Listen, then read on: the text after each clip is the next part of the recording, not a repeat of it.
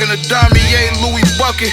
Bitch on the plane with 50 P's in her luggage. The bezel on the 41mm flooded. With the drama, I love it. But you know, we'll move on though, man. Speaking of Dame Dash though, man, the story came out with Dame Dash. You know what I mean? I'll just play the video here. It appears that an old child support warrant, you know, has came back to haunt Dame Dash from New York City. I'm just gonna let him speak and give his side of the story. Then we'll talk a little bit about this, man. For people that don't know, set up why you're gonna turn yourself in. Well, you know, for some reason when I was in LA, I got all these warrants saying I didn't pay child support. But the way I was things set up is that when the money would go in the company, the Rachel Roy company, Rachel would cut the checks. So, you know, we all moved to LA, and all of a sudden I got warrants, so I wasn't there to answer. But I didn't realize that no one had been paying the child support. So when I finally realized what happened, I'm like, yo, I don't have nothing to do with that. Yo, she cuts her own checks. And I had just given my son's mother $150,000 to buy a house. So I'm like, why am I having warrants? I just gave one $150,000. I just gave the other $50,000, and she's in control of her own checks. So I got warrants for this. So I've been out here, but I've missed funerals. I haven't been able to see my son, and I'm sick of this shit. And I just found out that I have proof that she got the money.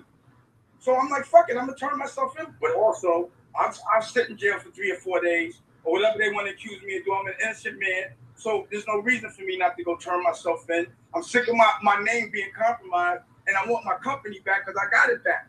And I'm not going to be leveraged. So Rachel's telling me that unless I give up 51% of the company, she won't sign, and I'm not doing it. Listen, I love Rachel. She's a great mom. And I hate that I got to air my personal business out like that. And I don't want my daughter to be affected. But enough is enough. And there's some other stuff I could say, but I'm not. But I'm just saying I'm not gonna let them. The only thing that's been keeping me off that company is Rachel, because she's a great mom and my children are perfect, and that's the only thing. But enough is enough. Too many people are being hurt, and I'm not raising my son behind this. And I can't go to funerals. I missed my Aunt Linda's funeral behind this shit. Stacey Dash. All right, so that's by way of TMZ. They broke that story, you know, yesterday. Now apparently this is a 3-year-old, you know, child support, you know, warrant. Dame, that's his side of the story, that he's pretty much been sending the money. It was supposed to be half paid, I guess, in his opinion. What do you think about this, though, Sam, man? It's hard because you don't really want to dive into personal things. This is involving his ex-wife and children. So that's not something that we usually typically cover, but he is doing jail time. We report the news, report Dame often. So it is what it is. Bosses take care of their child support. I'll put it that way. Now, he says he's innocent.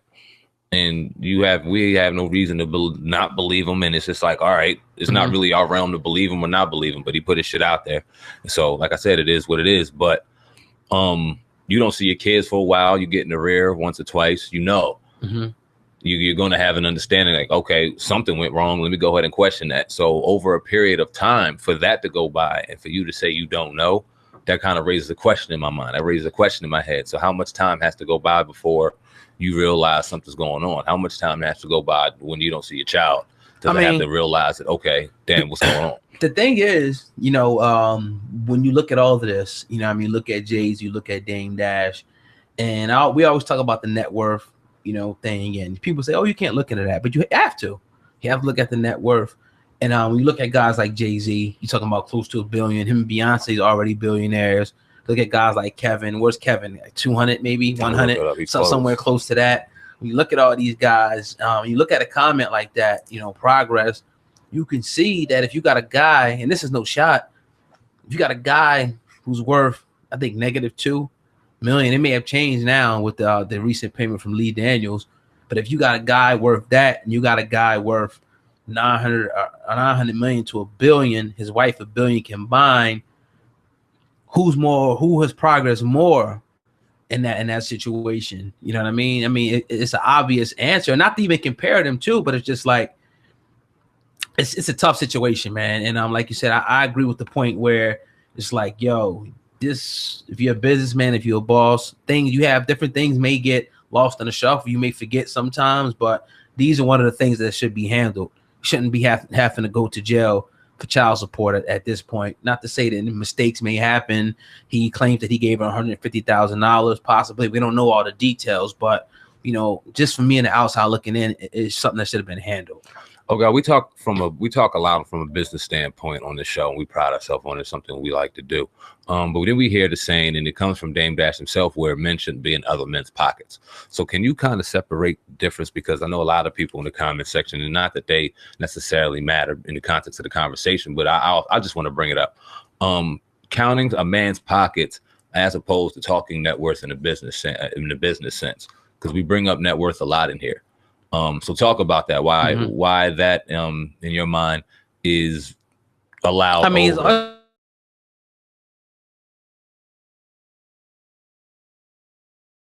we gonna say don't talk money. We don't know the amount. Yeah, we want to know. We got to know the money, because if somebody's worth $1 billion, I want to sit down and listen to them, and not somebody who necessarily worth, a negative. You know what I mean? That it's a problem there. It's a problem, when you got, child support warrants and things like that. These are not like, what I'm saying? These are things that have to be handled. Maybe it was a foresight. Maybe it's something that was overlooked, and, situation where, she got the money and she didn't report, whatever. I don't know. That's what he's saying. We heard this side of the story. We haven't heard the other side, of the story. But nevertheless, there's a warrant, for the arrest. Mm-hmm. So once that's rectified, then we can say more. But, I don't know, man. I don't want to go too far with it. Right. But it's just like, you know what it is. Exactly. And I think when it comes to the context of even counting a man's pockets over net worth, like, you got to talk about that the business standpoint. When you, like you said, if you're trying to sell a business, I'm going to need to know. If you need just certain projection and numbers are just going to need to be publicly out there.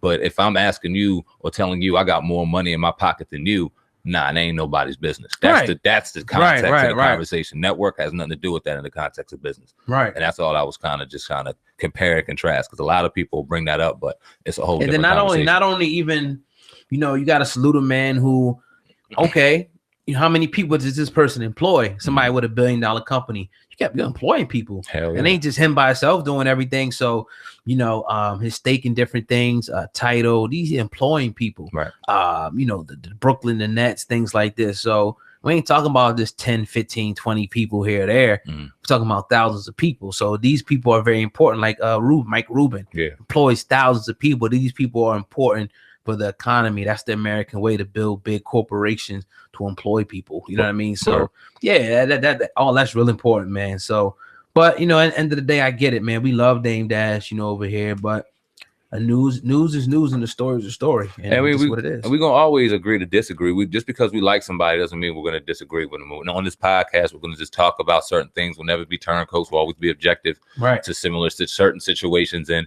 we always invite anybody we talk about on this podcast to talk about anything they want to. Right here with us personally, we've invited him numerous times. He hasn't been here, so it is what it is, man. Right. So yeah, man. At this point, once again, Dame Dash is due to turn himself in to New York City for outstanding child support warrant. Word. Definitely not word, but indeed. Yeah, definitely. But yeah, man, you tune into the Uncensored Truth podcast with your brother Oh God and Sandman. Going in today on this Monday.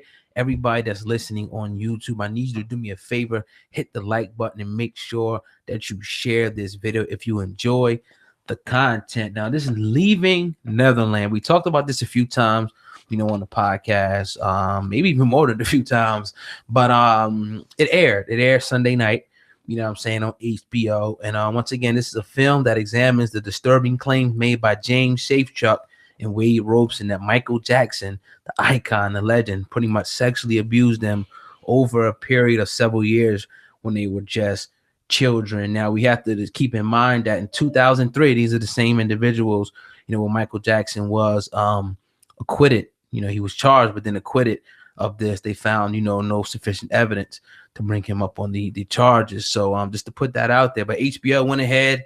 They aired this. And even amidst threats from Jackson, lawsuits, they still did it. Last time we reported that they were trying to sue him to stop this. I see a lot of people saying a lot of things, Sandman. So what are your thoughts on, this gruesome documentary coming out about one of our childhood legends, Michael Jackson?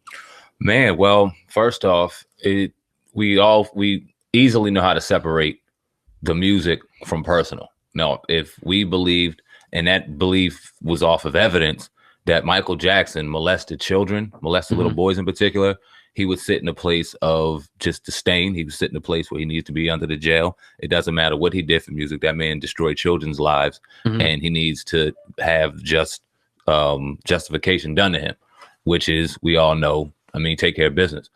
That being said, you look at a man that's been under FBI investigation for 10 years. You look at a man that to be accused of what he was accused of, we've seen men, both black and white, held to their standard, put on trial and put under the jail, Sandusky and other people like that. For him